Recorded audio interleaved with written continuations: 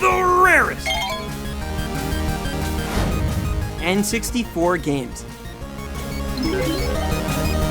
What up, Randies? My name is Stan from RandomTens, and today I finally get to show off some incredibly rare games from the first console I ever got to call my own.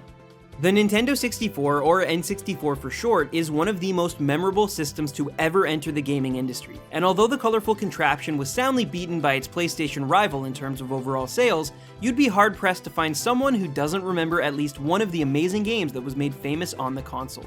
From the immaculate Ocarina of Time to fun genre definers like GoldenEye or Mario Kart 64, Nintendo's third home console has now been around for over 2 decades, and its legacy seems to grow more popular with each passing year. But have you ever wondered which games are considered the most prized among collectors, or which titles fetch the most ridiculous secondhand prices? Well, grab your wing cap and strap a bird to your back, because here are the rarest N64 games ever released.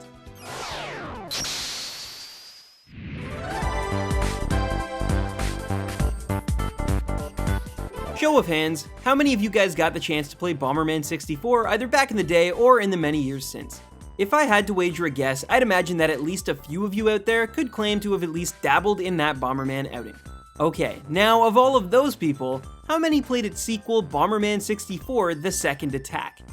Yeah, that's what I thought.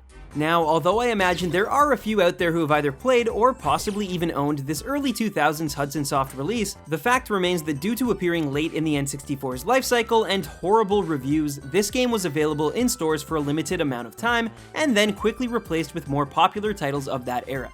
Featuring nearly identical features and gameplay as its predecessor, The Second Attack has been climbing N64 rarity charts for years now, and at this point in time sells for an impressive $400 complete in box. One thing you'll find with most of the rarer N64 games is that they can still be had for a reasonable price loose, and this sequel is no exception. But if you're able to find this one with its manual and box still in good condition, then be prepared to watch your wallet explode.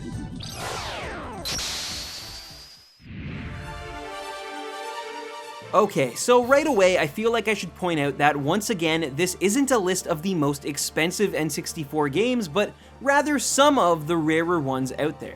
Sadly, the way these videos are set up, I'm not able to get to every well-known collectible, but I'll try my best to highlight some of the most interesting stories and of course the exceptionally rare games. However, Ogre Battle 64, Person of Lordly Caliber, certainly falls in the former camp. This popular Japanese real-time strategy game holds the distinction of actually being the first third-party N64 game released on the console, and like many pioneers, probably doesn't get enough credit for its innovations.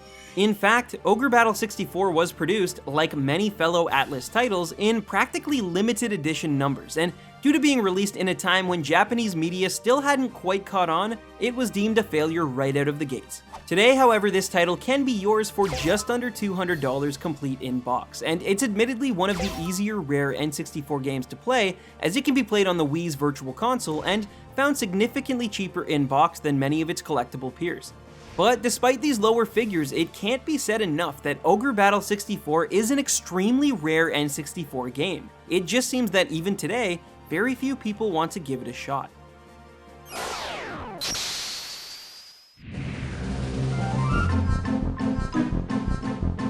As I mentioned in the intro to this video, the N64 was the first console I ever personally owned, and because of this and spending most of my school days at a babysitter's, I've actually had the opportunity to play many of the rarer N64 games out there, including this next entry.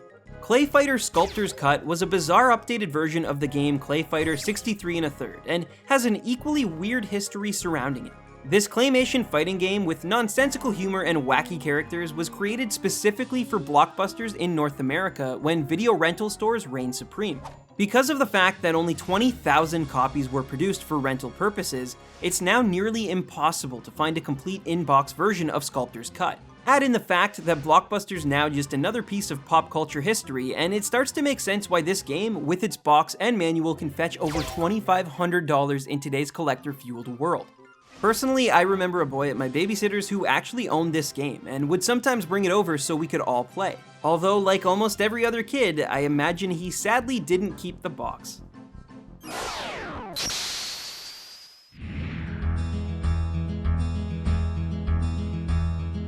I'm going to take a chance here and guess that probably at least one half of those who are watching this video have played the final game in our showcase. Despite not being as good as the original, this sequel still has aesthetics and music that made kids everywhere smile, and many of these assets can still be found today in games such as the Super Smash Bros. Series. So what could this coveted and legendary game actually be? Well, judging by the song, you probably already know the answer. Yes, Yoshis Story, surprisingly enough, is the rarest N64 game ever released. However, before you race over to your old pile of games, there's a catch. In order for it to be rare, you must be one of the lucky few who purchased the Yoshis Story International Version demo cartridges made for retail kiosks in North America back in early 1998. Despite being almost identical, there are a few obvious ways to spot the difference. In the international version, all in-game text is in Japanese, despite the title only being compatible with North American N64s. Even more obvious is the specially marked sticker on the cartridge itself, which clearly states "not for resale" and "international version" on the front. Now, it's never been confirmed how many of these games were actually produced, but the consensus is that it was likely anywhere from 1 to 10,000, with some claiming even less. Because it never had a box or manual, you can only pick up a copy loose today, but even still, Yoshis Story International Version will run you a cool $900 US, which seems like a lot until you remember that this game is the crown jewel of every North American N64 collector. And of course, all of this makes the International Version demo of Yoshis Story the rarest N64 game of all time.